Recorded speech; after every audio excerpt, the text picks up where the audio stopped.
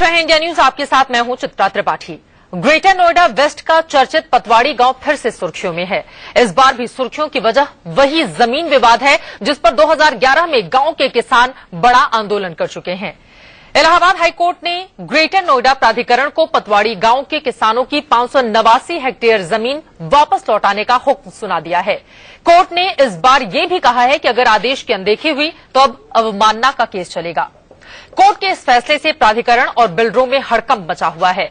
माना जा रहा है कि इन जमीनों पर तकरीबन दर्जन भर बिल्डरों के 21 प्रोजेक्ट चल रहे हैं, जिसमें 20,000 निवेशकों की जिंदगी भर की जमा पूंजी फंसी हुई है। अब बीच बहस का बड़ा सवाल यह है कि नोएडा एक्सटेंशन के टेंशन में 20,000 निवेशकों के सपनों पर चल जाएगा हाईकोर्ट का बुलडोजर।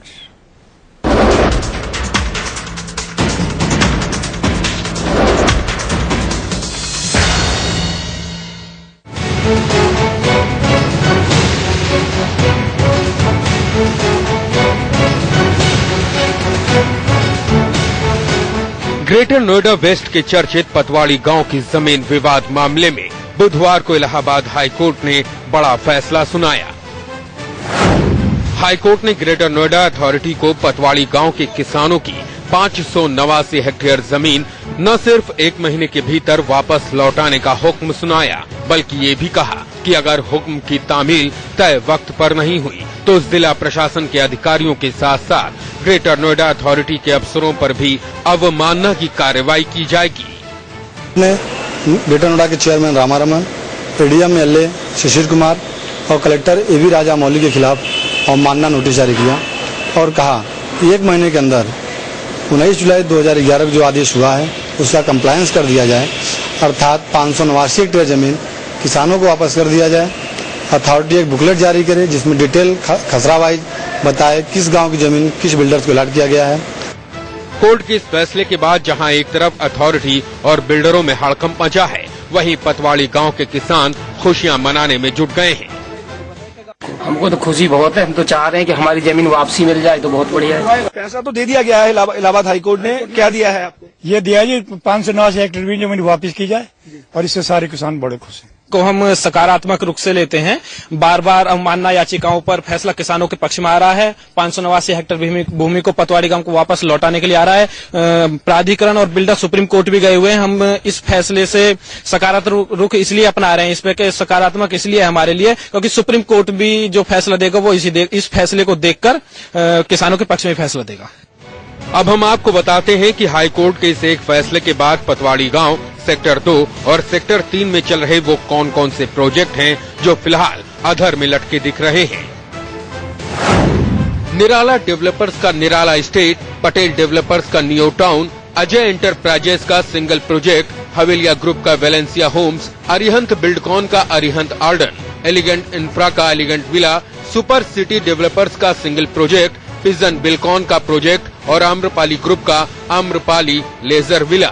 इसके अलावा खुद अथॉरिटी के आवासीय सेक्टर 2 और 3 में करीब 3,000 प्लॉट पर भी संकट के प्रोजेक्ट, पिजन बिल्कॉन का प्रोजेक्ट और आम्रपाली ग्रुप का आम्रपाली लेजर विला। इसके अलावा खुद अथॉरिटी के आवासीय सेक्टर 2 और 3 में करीब 3,000 प्लॉट पर भी संकट के बादल मंडराने लगे हैं। कुल मिलाकर 20,000 से ज्यादा फ्लैट पर खतरा है। साथ ही अथॉरिटी ने इंजीनियरिंग, मेडिकल, मैनेजमेंट और इंटरमीडिएट कॉलेजों को भी जमीनें आवंटित की थी, सो अब इन पर भी संकट खड़ा हो गया है। ऐसे में अब सवाल उन 20,000 से अधिक निवेशकों का है जिन्होंने इन प्रोजेक्ट में घर पाने के लिए 90% की रकम पहले ही चुका दी है। क्या अब इनका पैसा डूब जाएगा?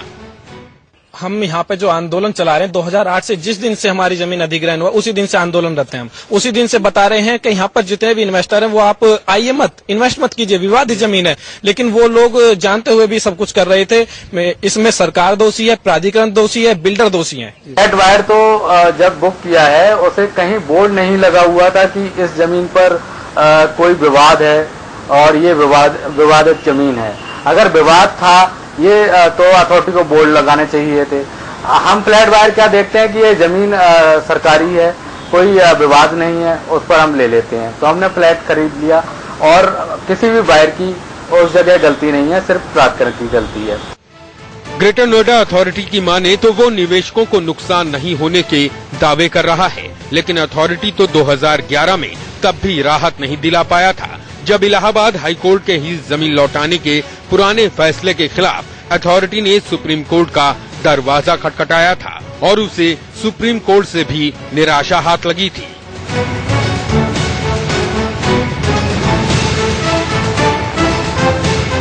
दरअसल ये विवाद मार्च 2008 में जमीन अधिग्रहण के वक्त ही पैदा हुआ। अथॉरिटी ने इंडस्ट्री लगाने के नाम पर ली गई जमीनें बिल्डरों को दे दी और बिल्डर जमीन पर विवाद की बात जानते हुए भी प्रोजेक्ट्स की बुकिंग कर बिल्डिंगे बनाते रहे। और अब जबकि सारे मकान बनकर तैयार खड़े हैं, निवेशकों को उनका घर मिलने की बारी है, तो हाईकोर्ट के ताज़ा फैसले के बाद ये सवाल फिर से यक्ष प्रश्न बनकर खड़ा है कि क्या 20,000 घरों पर अब चल जाएगा हाईकोर्ट का बुलडोजर।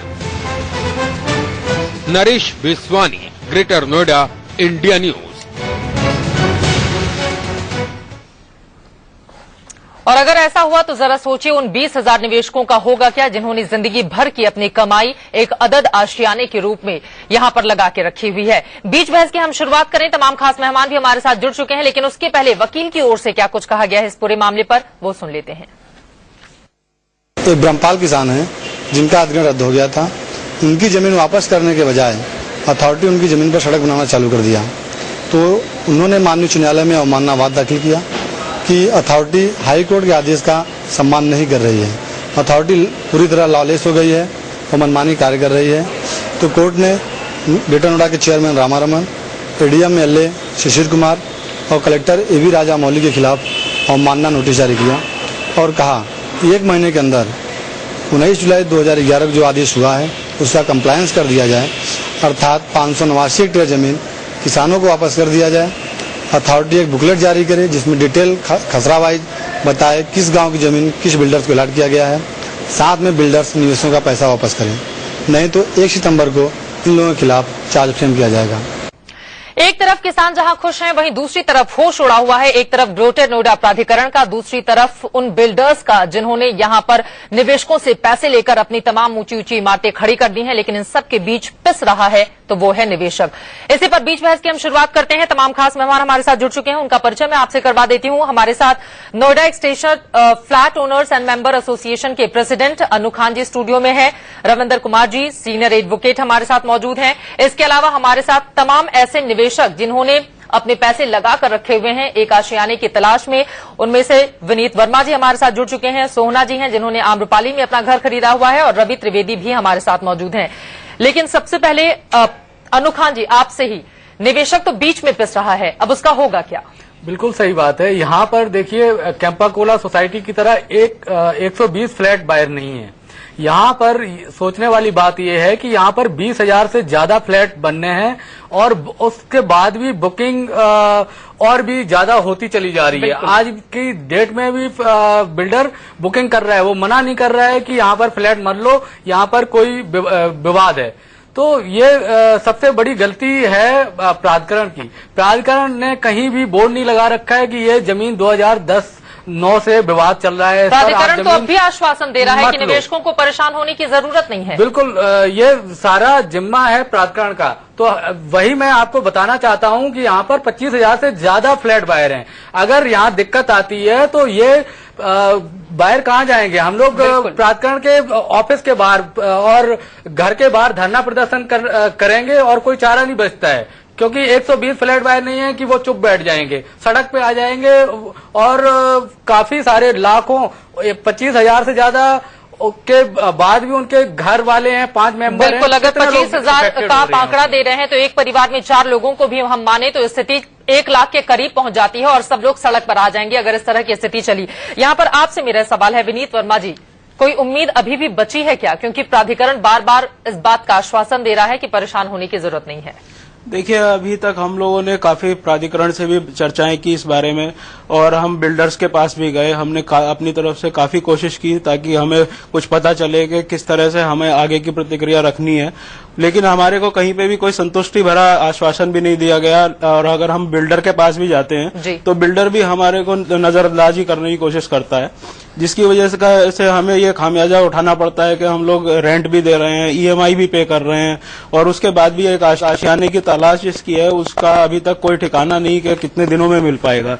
जैसा कि मैंने एक प्रोजेक्ट के अंदर इन्वेस्ट किया और मेरे इन्वेस्टमेंट 2012 में किया हुआ था, जिसका कि अभी तक मेरे को पोजीशन मिल जाना चाहिए था, और बिल्डर की तरफ से आश्वासन भी दिया गया था कि आपको समय पे ही पोजीशन मिलेगा। ग्रेटर नोएडा और सीधे सीधे बिल्डर की गलती का खामियाजा यहां पर निवेशकों को उठाना पड़ रहा है और इसी वजह से लोग परेशान भी हैं। इसके अलावा हम दिखा भी रहे हैं कि कौन कौन से वो प्रोजेक्ट हैं ग्रेटर नोएडा में जिन पर तलवार लटक रही है, और सवाल यही है कि अगर इन सारे प्रोजेक्ट पर बुलडोजर चलता है हाईकोर्ट का तो फिर उन निवेशकों का होगा क्या।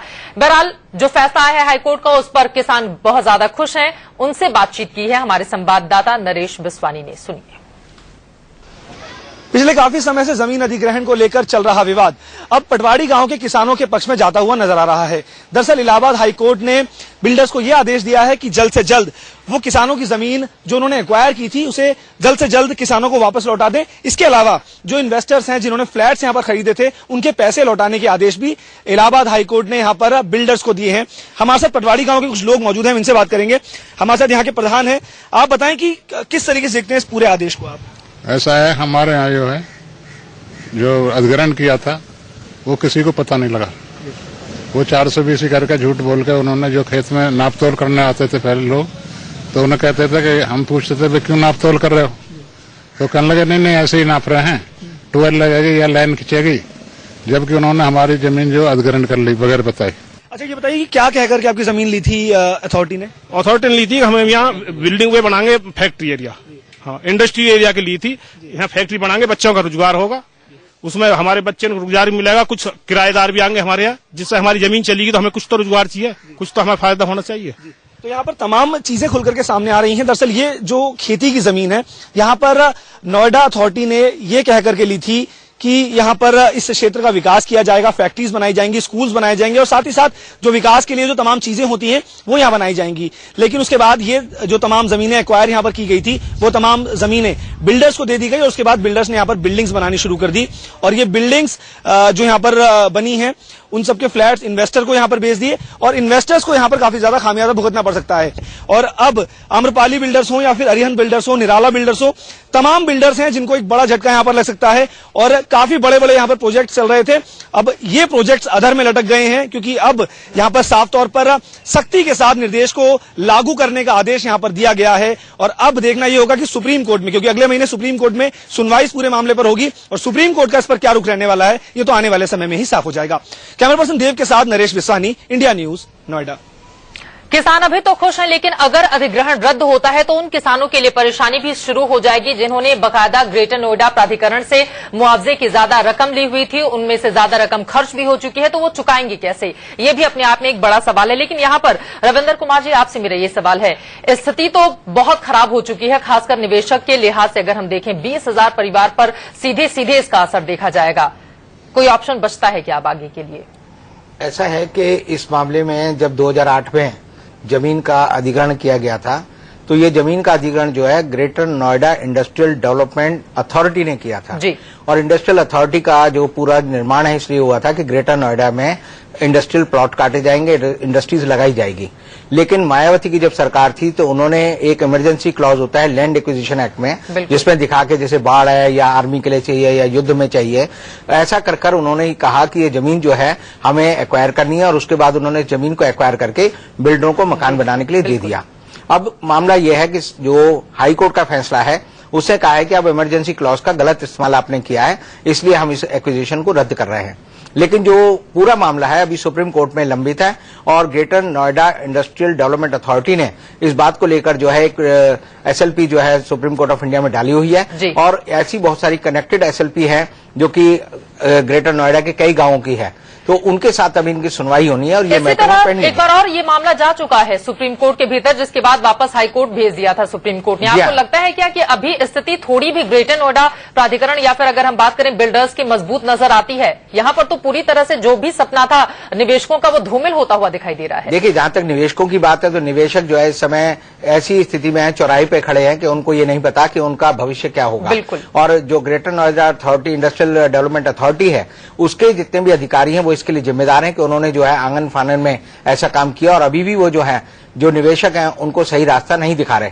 लेकिन उनको ये चाहिए कि अपने इस मामले को सुप्रीम कोर्ट में, जो निवेशक है उनको भी सुप्रीम कोर्ट में जाकर इस मामले में पार्टी बनना चाहिए और अगर वो पार्टी बनते हैं तो सुप्रीम कोर्ट उनकी बात सुनेगी। जैसे कैंपाकोला जो सोसाइटी का केस अभी इन्होंने बताया, तो वहां के रेजिडेंट वहां पर पार्टी बने थे, तो अगर आप लोग पार्टी नहीं बनेंगे तो सुप्रीम कोर्ट आपका पक्ष नहीं सुन सकती और अगर पक्ष नहीं सुनेगी तो आपकी बात कैसे उन तक पहुंचेगी। तो मेरी सलाह इन लोगों को है कि इन सबों को, एसोसिएशन के जितने भी लोग हैं, उनको सुप्रीम कोर्ट में एक याचिका डालनी चाहिए और इसमें अपने आप को इम्प्लीड एज ए पार्टी कराना चाहिए और तब इनकी बात सुनी जाएगी और तब इनको न्याय मिलेगा। बिल्कुल, क्योंकि सीधे सीधे 1 लाख लोगों पर इसका असर देखा जाएगा। और यही सवाल रवि त्रिवेदी जी आपसे मेरा है, जो सलाह यहाँ पर रविंदर जी की ओर से दी गई है, अब आप लोग आगे करेंगे क्या? देखिए, सबसे पहले तो मैं एक बात कहना चाहूंगा, जैसे वकील साहब ने अभी कहा था, बायर को क्या पता होता है? बायर जब फ्लैट लेने जाता है तो उसे पता होता है ये नोएडा अथॉरिटी की जमीन थी, बिल्डर ने ली। बिल्कुल। नंबर 2, जब हम जाते हैं नेशनलाइज बैंक के बाद, नेशनलाइज बैंक हमको लोन देता है उस पर, तो एक सिंपल बायर को ये लगा होता है कि सरकारी बैंक लोन दे रहा है, अथॉरिटी की जमीन है, तो बायर को ये पता ही नहीं होता कि ये विवादित जमीन है। नंबर 2 बात मैं ये कहना चाहूंगा कि ये आज का मामला नहीं है, 2008 का अधिग्रहण है। यदि आज माननीय उच्च न्यायालय इस पर कोई निर्णय ले रहा है तो कम से कम ये भी एक देखना चाहिए कि आज उस जमीन की क्या स्थिति है। आज ये स्थिति है कि हम लोग के 95% पेमेंट जा चुके हैं। इसका मतलब हम लोग का स्ट्रक्चर पूरा कंप्लीट हो चुका है। अब क्या करेगा बायर यहाँ पे? देखिए, जहां तक फैसले की बात है, फैसला आया था 21 अक्टूबर 2011 को इलाहाबाद हाई कोर्ट ने इस बारे में फैसला दिया था और अगर आप उससे जोड़े तो 3.5 साल तकरीबन हो चुके हैं, जिसपे आप लोगों के जो एसोसिएशन है या जो आपके बिल्डर हैं उन्होंने कोई जानबूझकर कार्रवाई नहीं की, क्योंकि वो जैसे ही कार्रवाई करते ये मामला प्रकाश में आता, अखबार में आता, टेलीविजन में आता और तब वो जो है आपसे फालतू किस्त ले रहे हैं 2011 के बाद। तो मैं ये कह सकता हूं कि 2011 के बाद अगर बिल्डरों ने आपसे कोई किस्त लिया है तो आप उनके खिलाफ धोखाधड़ी का मामला भी दर्ज करा सकते हैं और आपराधिक षड्यंत्र में भी उनको जो है आप बंद करा सकते हैं। बिल्कुल। मैं आपकी बात पूरी सुनूं उसके पहले सोहना से भी मैं एक जवाब लेना चाहूंगी। सोहना, अब आप लोग आगे करेंगे क्या? इस जो फैसला आया है उसमें कहा गया है कि निवेशकों को उनका पैसा वापस लौटा दिया जाए, इससे क्या आप लोग संतुष्ट रहेंगे? जी बिल्कुल भी हम सेटिस्फाइड नहीं है इस फैसले से, क्योंकि ये देखिए बिल्डर्स के भीतर तो कोई ट्रांसपेरेंसी नहीं है।